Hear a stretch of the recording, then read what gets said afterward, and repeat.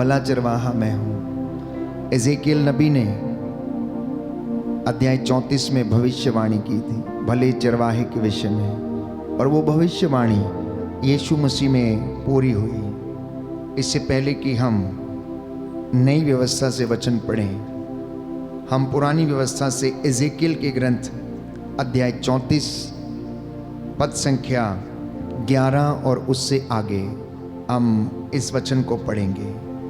लिखा है, क्योंकि प्रभु ईश्वर ये कहता है, मैं स्वयं अपनी भेड़ों की सुधि लूंगा और उनकी देखभाल करूंगा। भेड़ों के भटक जाने पर जिस तरह गडरिया उनका पता लगाने जाता है, उसी तरह मैं अपनी भेड़ें खोजने जाऊंगा। कोहरे और अंधेरे में जहां कहीं वे तितर बितर हो गई हैं, मैं उन्हें वहां से छुड़ा लाऊंगा। मैं उन्हें राष्ट्रों में से निकालकर और विदेशों से एकत्र कर उनके अपने देश लौटा लाऊंगा। मैं उन्हें इज़राइल के पहाड़ों पर, घाटियों में और देश भर के बसे हुए स्थानों पर चराऊंगा। मैं उन्हें अच्छे चरागाहों में ले चलूंगा। वे इज़राइल के पर्वतों पर चरेंगी, वहां वे अच्छे चरागाहों में विश्राम करेंगी और इज़राइल के पर्वतों की हरी भरी भूमि में चरेंगी। प्रभु कहता है, मैं स्वयं अपनी भेड़ों का चरवाहा होऊंगा और उन्हें विश्राम करने की जगह दिखाऊंगा। जो भेड़ें खो गई हैं, मैं उन्हें खोज निकालूंगा। जो भटक गई हैं, मैं उन्हें लौटा लाऊंगा। जो घायल हो गई हैं, उनके घावों पर पट्टी बांधूंगा। जो बीमार हैं, उन्हें चंगा करूंगा। जो मोटी और भली चंगी हैं, उनकी देखरेख करूंगा। मैं उनका सच्चा चरवाहा होऊंगा। मेरी भेड़ों, तुम्हारे विषय में प्रभु ईश्वर ये कहता है, मैं एक एक करके भेड़ों, मेढ़ों और बकरों का सबका न्याय करूंगा। क्या तुम्हारे लिए यही काफी नहीं कि तुम अच्छे चरागाहों में चरो और अपने चरागाहों का शेष भाग अपने पांवों से रौंदो, स्वच्छ पानी पियो और शेष पानी अपने पांवों से मथ दो? क्या मेरी भेड़ें तुम्हारे पैरों से रौंदे चरागाहों में चरें और तुम्हारे पांवों से मथा पानी पिएं? इसलिए प्रभु ईश्वर ये कहता है, मोटी और दुबली भेड़ों का मैं ही न्याय करूंगा। तुम तब तक सभी कमजोर भेड़ों को अपनी बगल और कंधे से धक्के देती और अपने सींगों से मारती जाती हो, जब तक तुम उन्हें बाहर नहीं भगा देती। इसलिए मैं अपनी भेड़ों की रक्षा करूंगा और वे कभी दूसरों की शिकार नहीं होंगी, और मैं भेड़ और भेड़ के बीच न्याय करूंगा। मैं उनके लिए एक चरवाहे अपने सेवक दाऊद को नियुक्त करूंगा और वह उनको चराएगा और उनका चरवाहा होगा। मैं प्रभु उनका ईश्वर होऊंगा और मेरा सेवक दाऊद उनका शासक होगा। यह मैं प्रभु ने कहा है। मैं उनके साथ शांति का विधान स्थापित करूंगा तथा देश से बनेले पशुओं को निकाल बाहर करूंगा, जिससे कि वे उजाड़ खंड में सुरक्षित रह सकें और जंगलों में सो सकें। मैं उनको और अपनी पहाड़ी के चारों ओर के स्थानों को आशीर्वाद दूंगा। कहता है, मैं उनको और अपनी पहाड़ी के चारों ओर के स्थानों को आशीर्वाद दूंगा। मैं समय पर वर्षा कराऊंगा, वह आशीर्वाद की वर्षा होगी। आमीन, हालेलुया, हालेलुया। यीशु की स्तुति हो, यीशु की स्तुति यीशु हो, को धन्यवाद, यीशु को धन्यवाद, यीशु की आराधना हो, यीशु की आराधना यीशु हो, की महिमा हो, यीशु की महिमा यीशु हो, को धन्यवाद। यीशु को धन्यवाद। Hallelujah, hallelujah. हे प्रभु यीशु, हे प्रभु मैं यीशु, विश्वास करता हूँ मैं विश्वास आप करता भला हूँ, चरवाहा हैं। आप भला चरवाहा हैं। मैं आपकी आवाज को मैं आपकी आवाज को पहचानता हूँ। पहचानता हूँ। Hallelujah, hallelujah, hallelujah. हालेलुया। तो प्रियजनों, एजेकियल नबी के ग्रंथ में ईश्वर ने ये एजेकियल के द्वारा भविष्यवाणी की और इजराइलियों को ये बताने का प्रयास किया कि मैं सच्चा चरवाहा हूं। एक गडरिया जैसे अपनी भेड़ की रक्षा करता है, रखवाली करता है। आप में से बहुतों के घर में पेट एनिमल्स हैं। आप में से बहुतों के घर में शायद गाय है, बकरी है, भैंस है या अन्य पालतू पशु हैं जिनको आप बहुत प्यार करते हैं और जो आपके बहुत काम आते हैं। गाय, बैल, भेड़, बकरी, भैंस आपके काम आते हैं प्यारे भाइयों और बहनों। और आप में से तो कुछ लोग इतना प्यार करते हैं उनको कि आपने उनको पेट नेम दे रखे हैं। आपने उनको पेट नेम दे रखा है। छोटे बच्चे अपनी बकरी को छम्मो रानी, छबीली, रानी, इस तरीके के नाम देकर पुकारते हैं गाँव में। और ग्वाला जब अपनी भेड़ों के पीछे पीछे रहता है, वो एक एक को नाम लेकर पुकारता है, क्योंकि उसका रोज का उठना बैठना उनके साथ होता है। और भेड़ें कितनी सादगी से उसकी आवाज़ को सुनती हैं और उसके पीछे पीछे सिर झुका के चलती रहती हैं। तो परमेश्वर हमें यह बताना चाहता है कि जिस तरीके से एक गडरिया, एक ग्वाला अपनी भेड़ों की देखभाल करता है, अपने पालतू पशुओं की और पेट एनिमल्स की देखभाल करता है, मैं भी प्रभु अपनी प्रजा इज़राइल की इसी तरीके से देखभाल करता हूँ। अब आप में से जो गडरिए हैं, जो ग्वाले हैं, जो किसान हैं, जिनके घर में जानवर हैं, आपको पता है कि किस प्रकार से भेड़ की या फिर अपने गाय या फिर भैंस की देखभाल करनी है। जब वो लिटर करने के लिए तैयार होती हैं, जब वो प्यारे भाइयों और बहनों गर्भावस्था में होती हैं, तो गडरिया उसे धीरे धीरे ले चलता है, दूसरे जानवरों से उसे अलग बांधता है, उसकी देखभाल करता है ताकि दूसरे पशु उसको धक्का ना मारें। और इसमें लिखा गया है कि तुम मोटी मोटी तगड़ी भेड़ें इन पतली पतली छोटी छोटी भेड़ों को क्या करती हो, टक्कर मारती हो, जब तक कि तुम उन्हें बाड़े में से बाहर ना निकाल दो। तो ये संकेत दिया गया है कि तुम में से कुछ लोग जो अपने अहंकार में, घमंड में और ताकत में और सामर्थ्य में, धन संपत्ति के अहंकार में रहते हैं और दूसरे लोगों को, शोषित और गरीबों को कुचलने का प्रयास करते, कहता है मैं तुम्हारा न्याय करूंगा, मैं तुम्हारा न्याय करूंगा। कहता मैं भेड़ों को अलग करूंगा, मेढ़ों को अर्थात उनके बच्चों को अलग करूंगा, बकरों को अलग करूंगा, बकरियों को अलग करूंगा। एक गडरी को अपने पेट एनिमल्स के विषय में सब कुछ पता रहता है, अपने पशुओं के विषय में सब कुछ पता रहता है, कौन सा मारने वाला है, कौन सा प्यार करने वाला है, किसको पुचकारा जा सकता है या किसको कैसे कब्जे में किया जा सकता है, वो सब जानता है। और यहाँ परमेश्वर प्यारे भाइयों और बहनों अपने आप को गडरिया कहकर अपनी प्रजा को संबोधित करता है। पुरानी व्यवस्था में हम पढ़ते हैं परमेश्वर को अनेक नाम दिए गए, भला चरवाहा, भला गडरिया, शांति का राजकुमार, यहोवा परमेश्वर, एल शद्दाई, इस तरीके के प्यारे भाइयों और बहनों परमेश्वर को नाम दिए गए हैं और इन नामों से पुकारा गया है।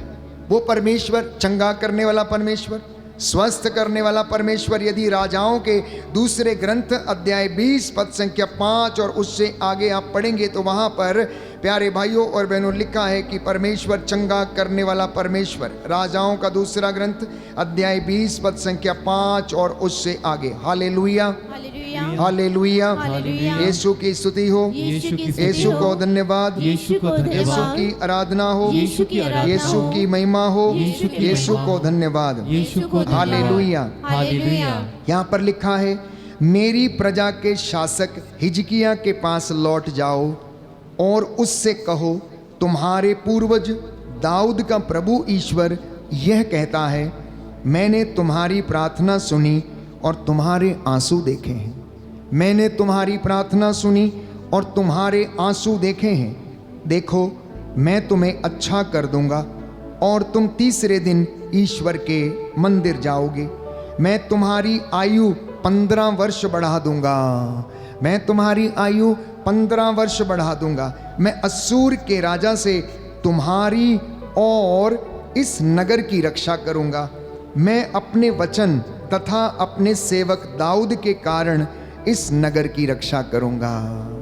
कहता है, मैं अपने सेवक दाऊद के कारण, अपने सेवक के कारण इस नगर की रक्षा करूंगा। आपकी रक्षा करेगा। Hallelujah, hallelujah. यीशु की स्तुति हो। यीशु की स्तुति यीशु हो। को धन्यवाद। यीशु को धन्यवाद। हालेलुया। हालेलुया। तो दूसरा रेफरेंस हमें मिलता है यशायाह नबी के ग्रंथ अध्याय 30 में हम पढ़ते हैं। प्यारे भाइयों और बहनों, प्रभु का वचन हमें बताता है पद संख्या 26 और उससे आगे। यशायाह नबी का ग्रंथ अध्याय 30 पद संख्या 26 और उससे आगे इस वचन को हम पढ़ेंगे।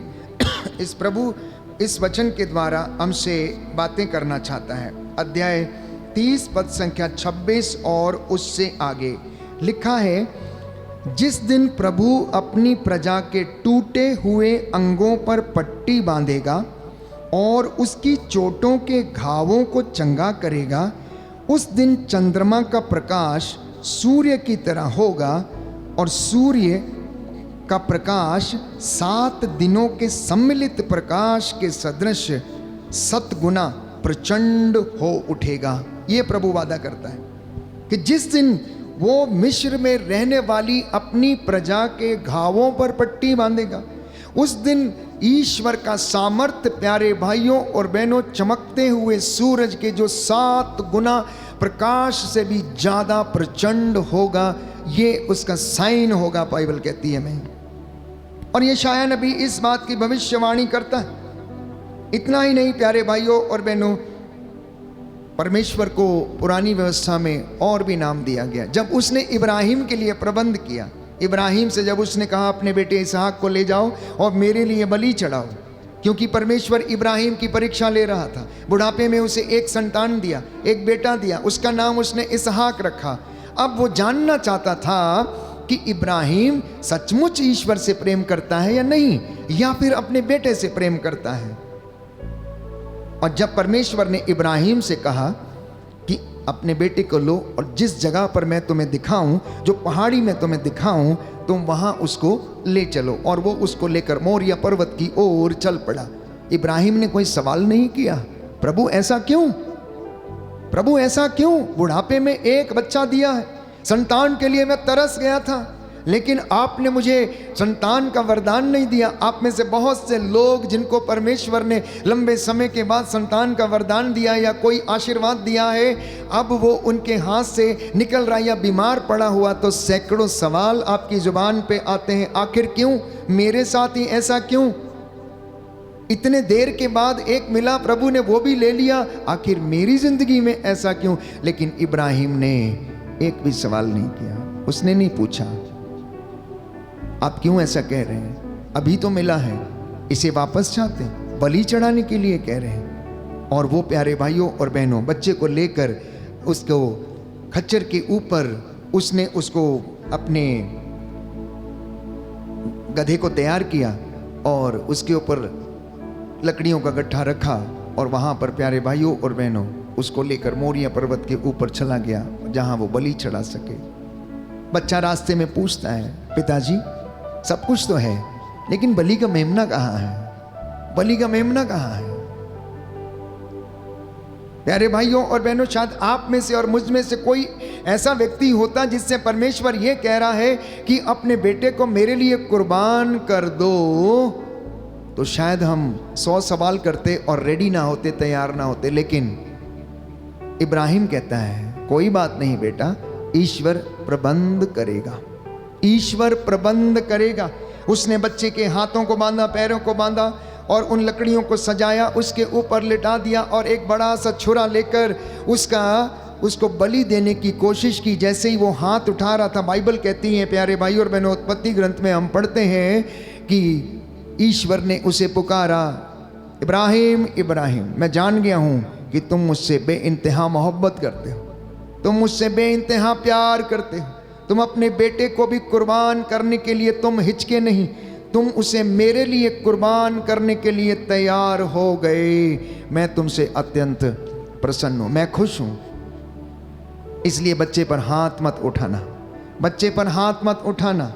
और उसके थोड़ी ही देर के बाद प्यारे भाइयों और बहनों, इब्राहिम ने देखा कि एक छोटा मेमना जिसके सींग कांटों में और झाड़ियों में फंसे हुए हैं, इब्राहिम उसको गया, उसको झाड़ियों से निकालकर, कांटों से निकालकर उसको उस बलि वेदी पर उसने रखा और ईश्वर के लिए उसे बलिदान अर्पित कर दिया।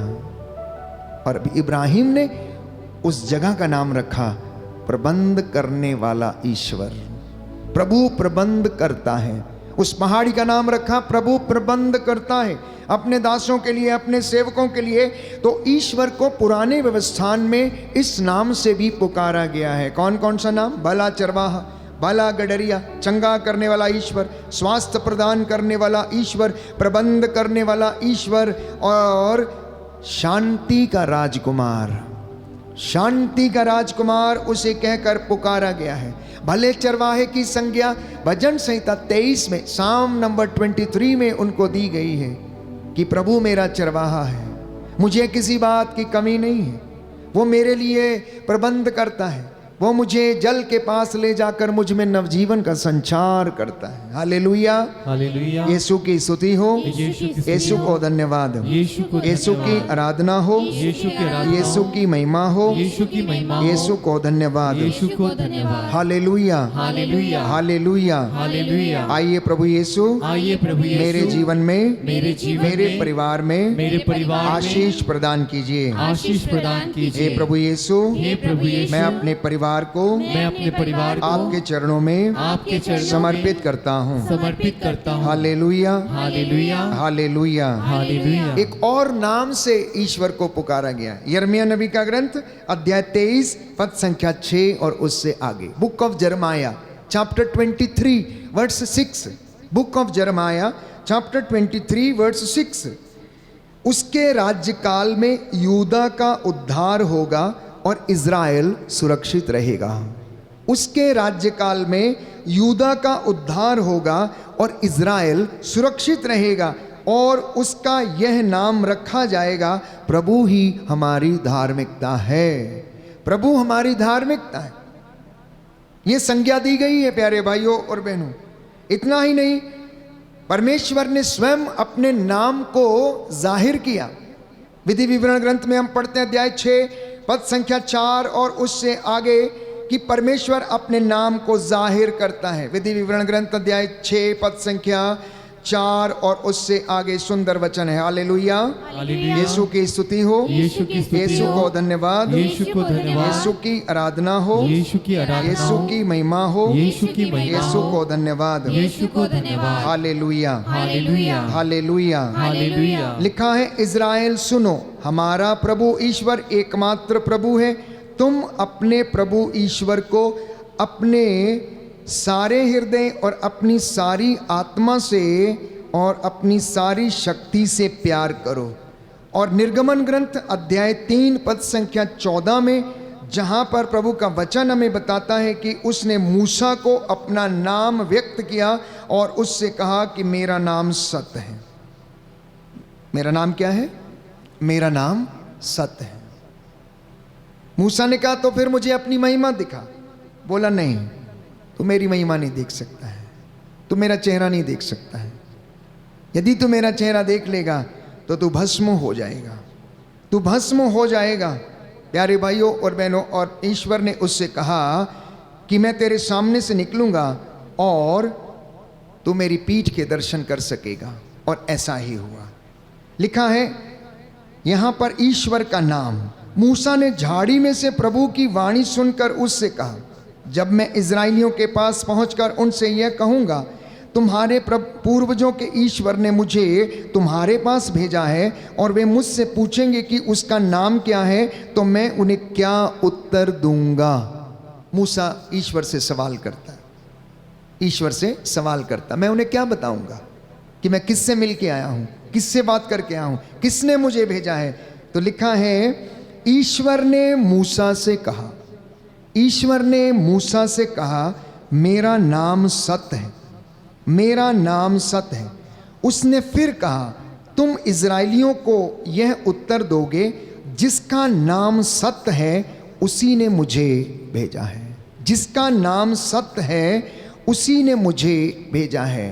तो प्रियजनों, आज का ये वचन आपको संदेश के रूप में और शिक्षा के रूप में सुनाया जा रहा है कि जिस परमेश्वर की हम आराधना करते हैं, यहोवा परमेश्वर की, पुरानी व्यवस्था में उसको अनेक नामों से पुकारा गया है, लेकिन उसका वास्तविक नाम, असली अर्थ जो स्वयं उसने कहा वो है, मेरा नाम सत्य है। और मूसा से उससे कहा कि जब तुम लोगों के पास जाओ तो ये कहना कि जिसका नाम सत्य है उसने मुझे भेजा है, जिसका नाम सत्य है आज उसने मुझे अपने दास को आप लोगों से ये बातचीत करने के लिए भेजा है कि यहोवा परमेश्वर, एल शद्दाई, सेनाओं का यहोवा, प्रबंध करने वाला ईश्वर, उद्धारक ईश्वर, शांति का राजकुमार, अपनी भेड़ों का चरवाहा, अपनी भेड़ों का गडरिया, उनकी देखभाल करने वाला परमेश्वर ये कहता है, मैं पवित्र हूं, तो इसलिए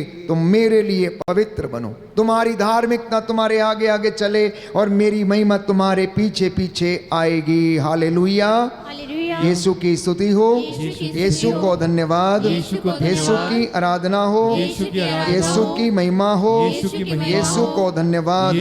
हे प्रभु यीशु, मुझे अपने जीवन में शांति प्रदान कीजिए, आशीर्वाद प्रदान कीजिए। Hallelujah, hallelujah.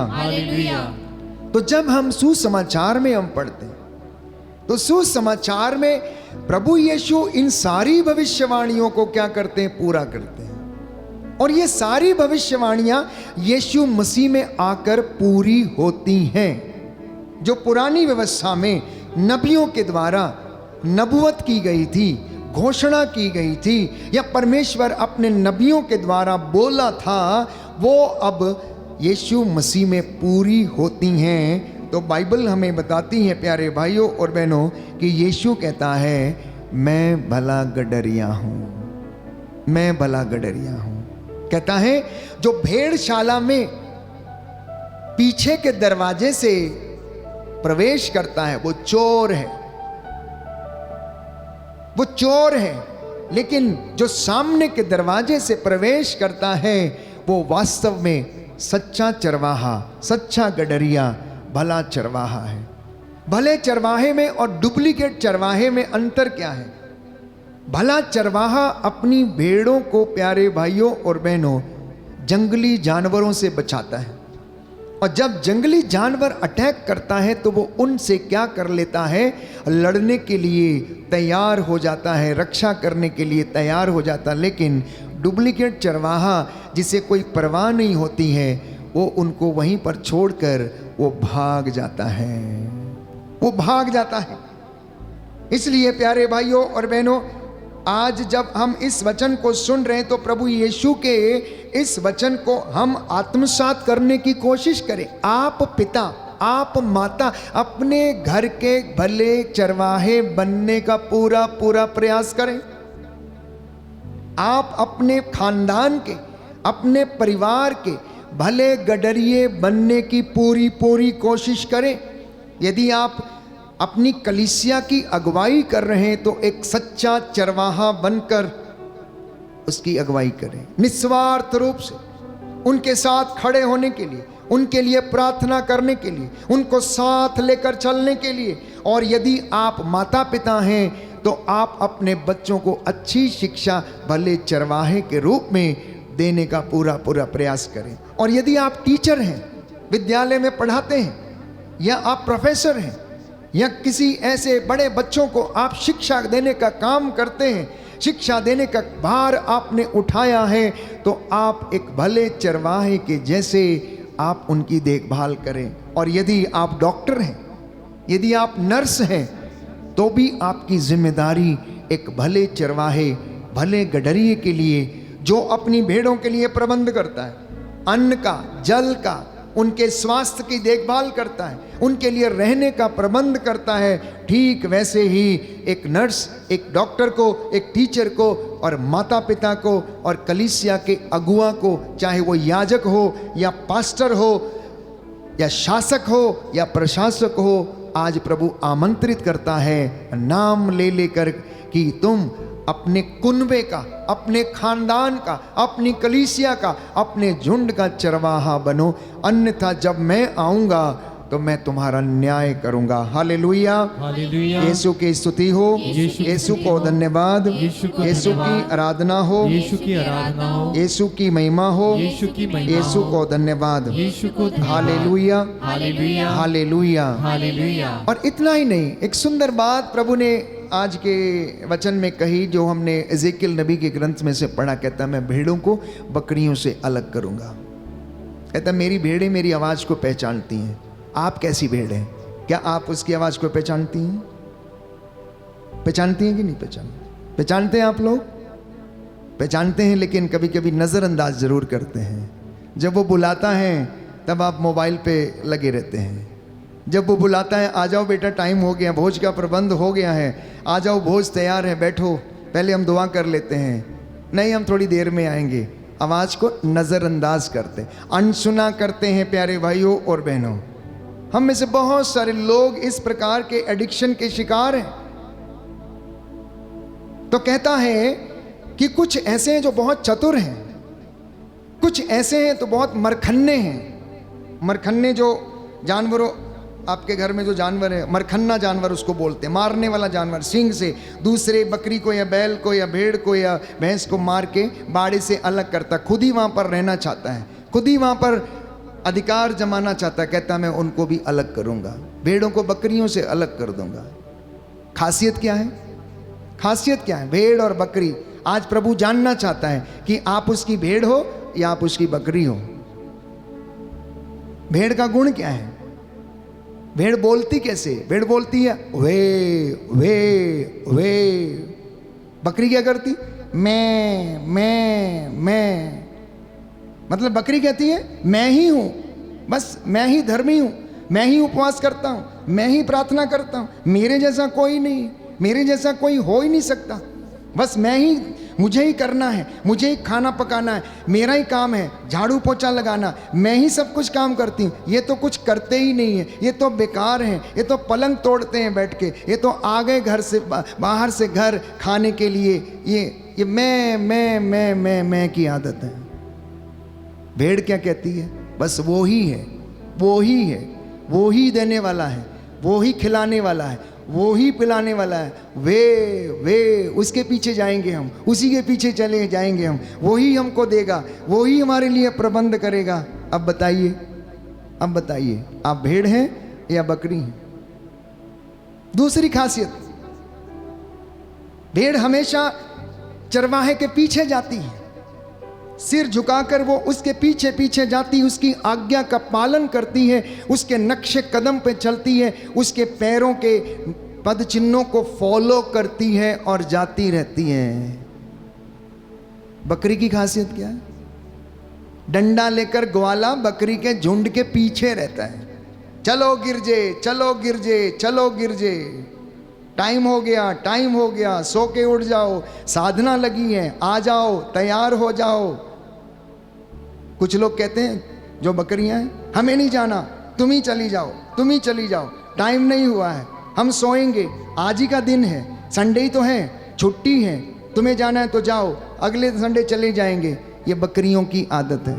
घर में कुछ कुछ बकरियां भी होती हैं जो इस तरीके का व्यवहार करती हैं। प्यारे भाई और बहनों, हंसने की बात नहीं, मजाक की बात नहीं, अंदाज मजाकिया भले ही हो सकता है। यीशु ने भी ऐसा लोगों के साथ किया होगा। यीशु की जो शिक्षा थी इतनी गंभीर नहीं थी प्यारे भाई, और मैं समझता हूँ कि वो जरूर हंसी मजाक किया करते होंगे, इसी तरीके से लोगों को समझाने के लिए, लोगों को समझाने के लिए। लेकिन अक्सर जब हम सुसमाचारों को पढ़ते हैं तो उनके जो दृष्टांत हैं बड़े गंभीर से लगते हैं, जो वाणी है बड़ी गंभीर सी लगती है, कुछ मजाकिया अंदाज नहीं है। लेकिन जब चेलों के साथ बैठते थे, बातचीत करते थे, या मित्रों के साथ बैठते थे, लाजर के घर जब जाते थे, ज़रूर इस तरीके से लोगों को वो समझाते थे। तो उसी अंदाज में मैं आपको समझाने का प्रयास कर रहा हूँ कि आप प्रभु से बोलना आज कि आप कौन हैं। क्या आप उसकी भेड़ हैं या बकरी हैं?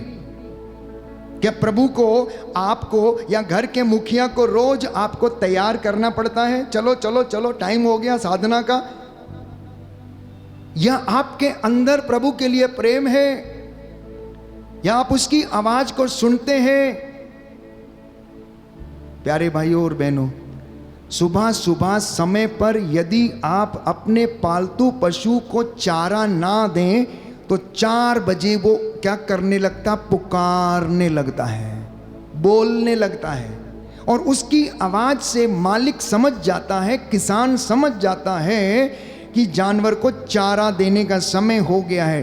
ठीक यदि आप भी भोर के समय उठकर उसे पुकारेंगे तो परमेश्वर जान जाता है कि मेरी भेड़ को क्या देने का? आशीष देने का समय हो गया। इसलिए वो प्रातः की बेला में आशीर्वाद देने के लिए तैयार रहता है, तैयार रहता है। भेड़ और बकरी की दूसरी बड़ी खासियत, भेड़ बड़ी ज्यादा सबमिसिव होती है, विनम्र होती है, और बकरी बड़ी चालाक और बड़ी चतुर होती है। दूसरों का नुकसान करने में 1 नंबर है। मार्ग में चलते चलते अगर किसी का कोई भी हरा पेड़ दिखा तो प्यारे भाइयों और बहनों उसके ऊपर टांग उठाकर चढ़ेगी और पूरे पत्ते उसके खा लेगी। बकरी कभी भी झुंड में नहीं चलती, लेकिन भेड़ हमेशा झुंड में चलती है। भेड़ हमेशा ग्रुप में रहती है, वो भटकना नहीं चाहती। लेकिन अगर आप गोट्स को देखेंगे, बकरियों को देखेंगे, तो प्यारे भाइयों और बहनों वो अपनी अपनी दिशा पकड़कर भटके हुए रहते हैं, और इस तरीके के उनका जीवन है। ये दोनों में खासियत है। इसलिए यीशु ने कहा, प्रभु ने कहा, वचन में हम पढ़ते हैं कि जब वो न्याय का दिन आएगा तो वो क्या करेगा? मेढ़ों को बकरों से अलग करेगा, मेढ़ों को बकरों से अलग करेगा। जिस तरह से वो विधर्मियों को धर्मियों से अलग करेगा, उसी तरह से इन ऐसे लोगों को भी वो अलग करेगा। तो आज का जो मनन चिंतन का विषय है, अपने आप से पूछने का ये जो विषय है वो ये है कि क्या मैं यीशु की भेड़ हूँ? क्या मैं उसकी आवाज़ को पहचानता हूँ? क्या मैं उसके नक्शे कदम पर चलता हूँ? क्या प्रभु मेरा भला चरवाहा है? अंगीकार करना, प्रार्थना करना, और ये वचन आपको और मुझे यीशु के जैसा बनने की कृपा प्रदान करें, उसकी वाणी को सुनने की कृपा प्रदान करें, और हम अपने व्यवहार को बदलें, अपने स्वभाव को बदलें, अपनी बातों को बदलें प्यारे भाइयों और बहनों, और यीशु की वाणी को सुनें और उससे आशीष प्राप्त करें।